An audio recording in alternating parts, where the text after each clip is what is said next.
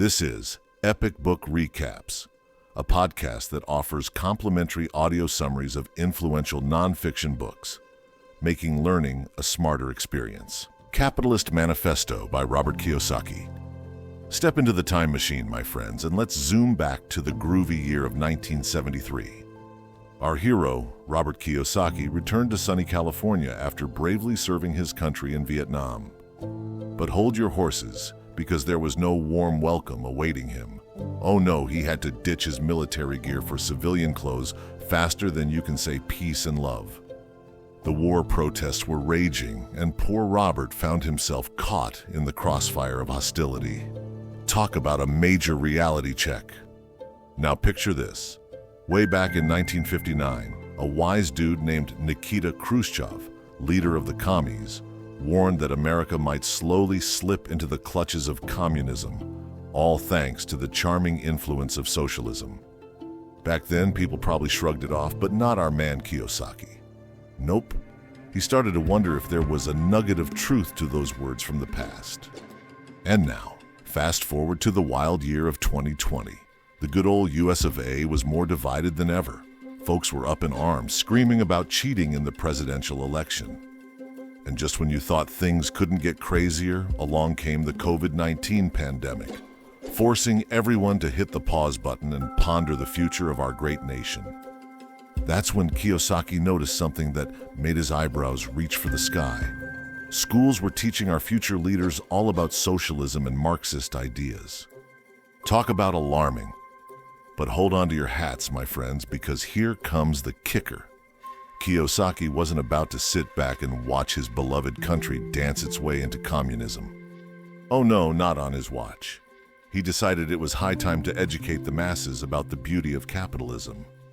He wanted folks to see its shining qualities and how everyday Americans could grab hold of it and make it work for them. So buckle up, ladies and gents, because this summary is your VIP pass into Kiyosaki's whirlwind of thoughts and ideas. Are you ready to dive headfirst into a world of capitalism, inspiration, and a whole lot of brain food? Let's go. In 1945, the curtains closed on the Second World War, but the lingering specter of fear and uncertainty continued to haunt the masses for years to come. Among the many concerns that plagued the minds of the era's leaders was the creeping menace of communism.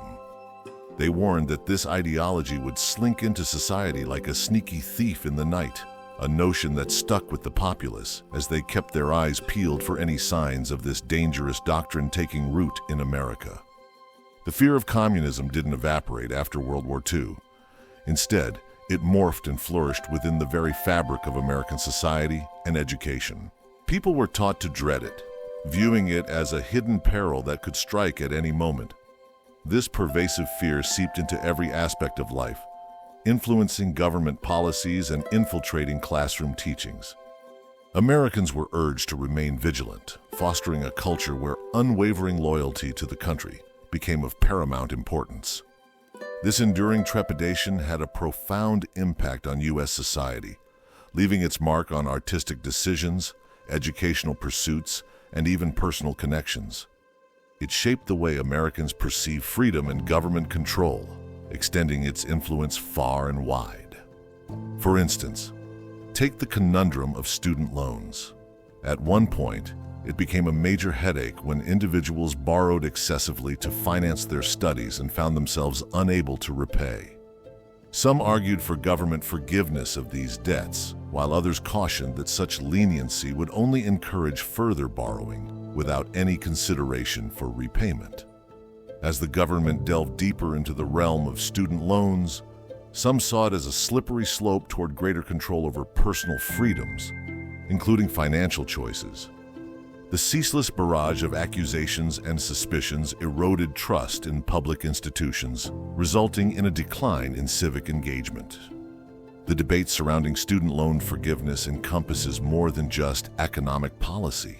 It taps into the deep-seated fears of governmental power, which can be traced back to the post-Second World War communism scare.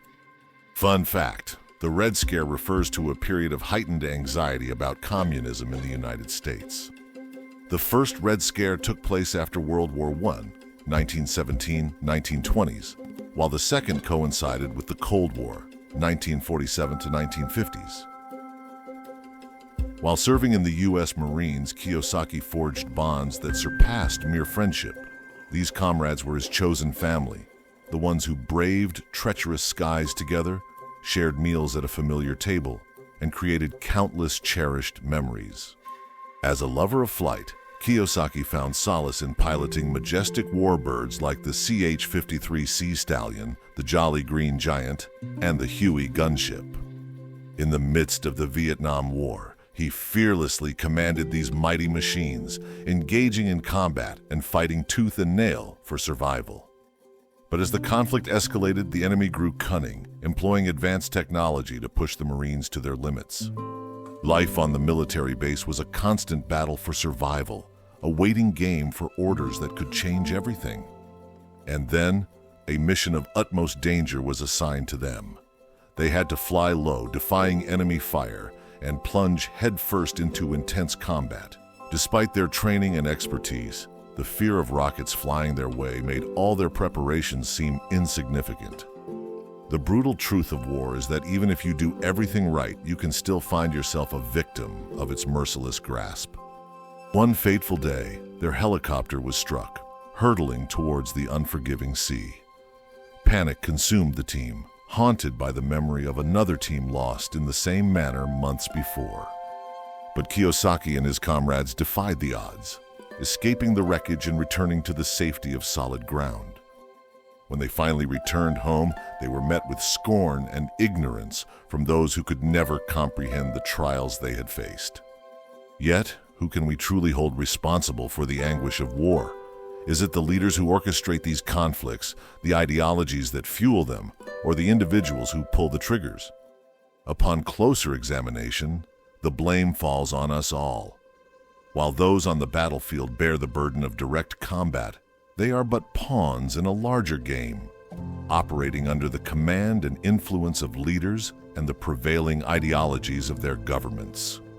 Thus, the responsibility for the atrocities of war can often be traced back to those in power, the ones who decide to wage war and dictate the strategies employed. Ideologies, too, hold immense sway. They can justify and propel conflicts, influencing both the leaders who shape military strategies and the soldiers who carry them out. When ideologies that glorify aggression, expansionism, or the subjugation of others dominate, the brutality and suffering of war are further exacerbated. War leaves no room for catchy slogans or upbeat melodies. It is a grim reality that demands our attention and reflection. Only through understanding the complexities and shared responsibility can we hope to create a future free from the shackles of war's destructive grip. Kiyosaki's journey taught him invaluable lessons from two remarkable father figures. One was swimming in wealth, while the other tangoed with financial struggles. His poor dad happened to be his own flesh and blood, whereas his rich dad was the father of his dearest pal. Among the many disparities between these two men, their ability to collaborate seamlessly stood out. The affluent dad was a maestro of teamwork, instilling in Kiyosaki the significance of assembling a mighty squad in every facet of life, whether it be within the family, workplace, or any other realm. Throughout his career, Kiyosaki relished the fruits of a solid team on several occasions. Take his experience in the Vietnam War, where survival hinged on trust and one's ability to prove themselves reliable to their comrades. Those lessons in relationships and trust carried over into the cutthroat business realm, unveiling the truth that being brainy, IQ, is merely half the battle. Emotional intelligence, EQ, the prowess to comprehend and navigate one's emotions and connections, holds equal weight. Much like the military, business thrives on the strength of teamwork. This is why Kiyosaki's business is fortified by a crew of experts. Kim Kiyosaki, the powerhouse, orchestrates the Rich Dad Company, while Mona Gambetta spearheads book distribution.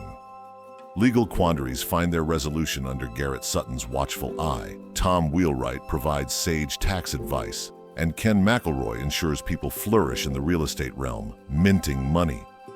These individuals magnetize their skills and wisdom to the table, transforming the team into an unstoppable force that surpasses the capabilities of any lone warrior.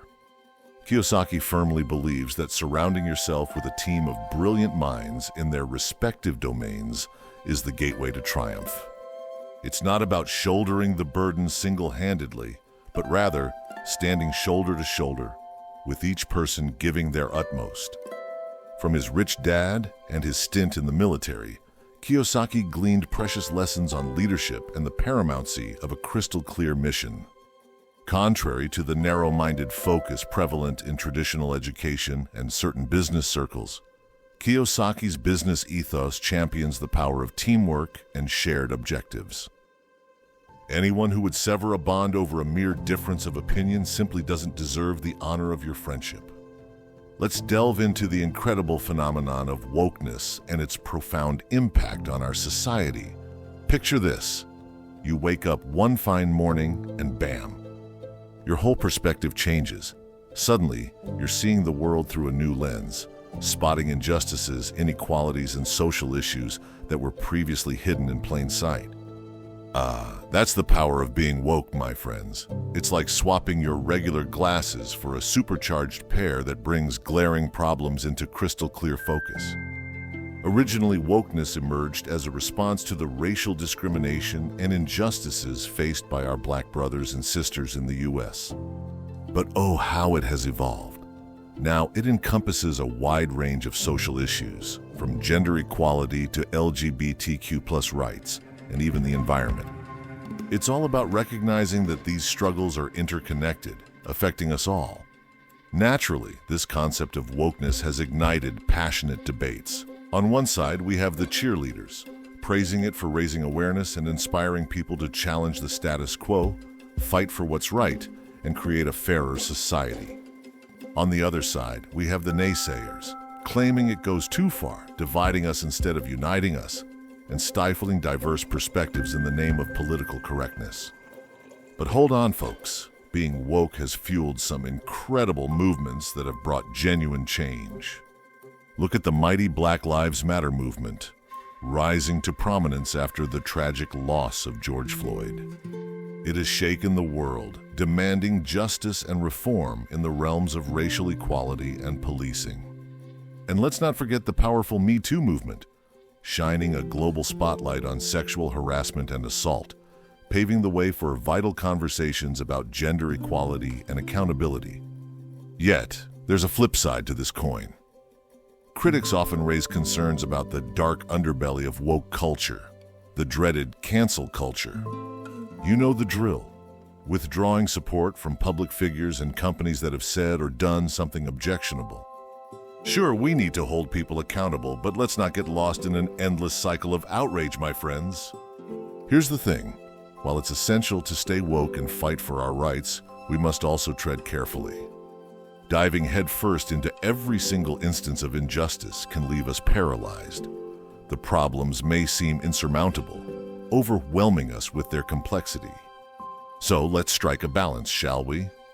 Stay woke, but don't lose sight of empathy. Let's fight for what's right while still understanding the nuances of the people and institutions we encounter.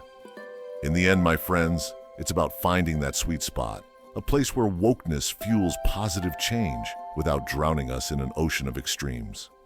So let's embrace our awakened state, raise our voices, and strive for a society that's not just fair but also compassionate.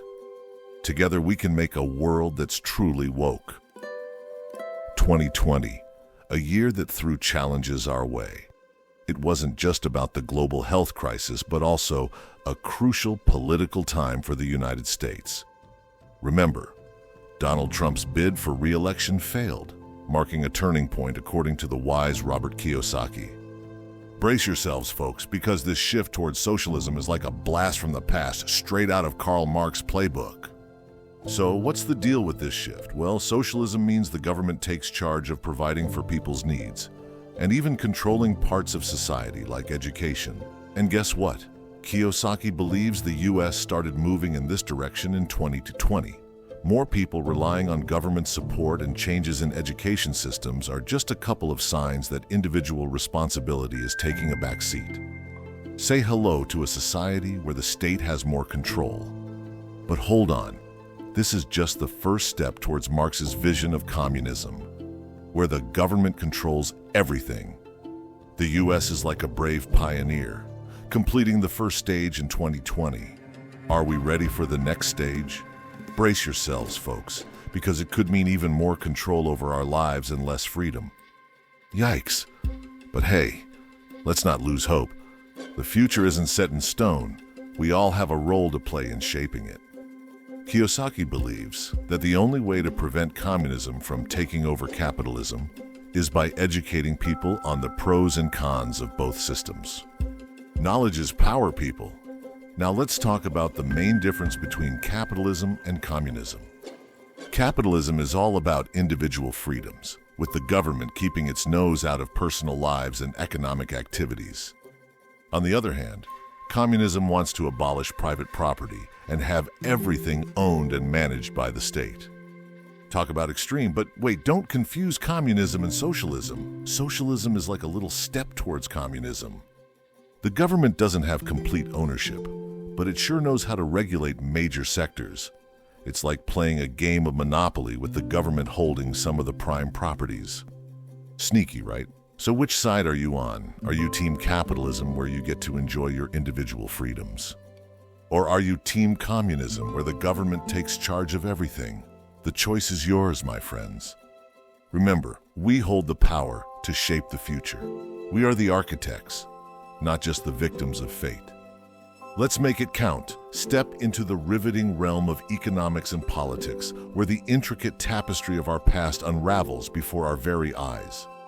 Explore the profound impacts of wars and the subtle shifts in the realms of education, urging us to ponder the delicate balance between governmental assistance and personal liberties. Beware, my friends, for lurking in the shadows lies a cautionary tale of a society entangled in a web of rules.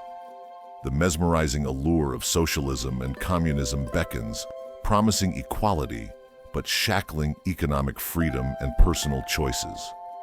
But fear not, for this is a resounding call to action, an invitation to shape the future your heart desires. Draw wisdom from the annals of history and let the possibilities of tomorrow inspire your journey. Embark on an exhilarating journaling adventure, delving into the intricate dance between capitalism and your cherished values. Contemplate how this mighty force influences your financial decisions and whether it aligns harmoniously or clashes fiercely with your ethos. Dare to venture into the captivating world of capitalism, for learning is best experienced firsthand. Engage in a small-scale capitalist endeavor, whether it be a delightful online business or an enchanting yard sale. Through this immersive journey, unravel the secrets of profit-making and investment, unlocking the mysteries of this economic powerhouse. But wait, there's more. Take a thrilling expedition into the economic policies of your beloved homeland. Contrast them with those of socialist and communist nations, unearthing the disparities in freedom, equality, and economic security. Discover the profound implications these policies have on the very fabric of society. So, my fellow explorers, seize this opportunity to shape the world you yearn for. Let the lessons of the past be your guide, and the boundless potential of tomorrow be your inspiration. Together, we shall craft a future where dreams soar and possibilities abound.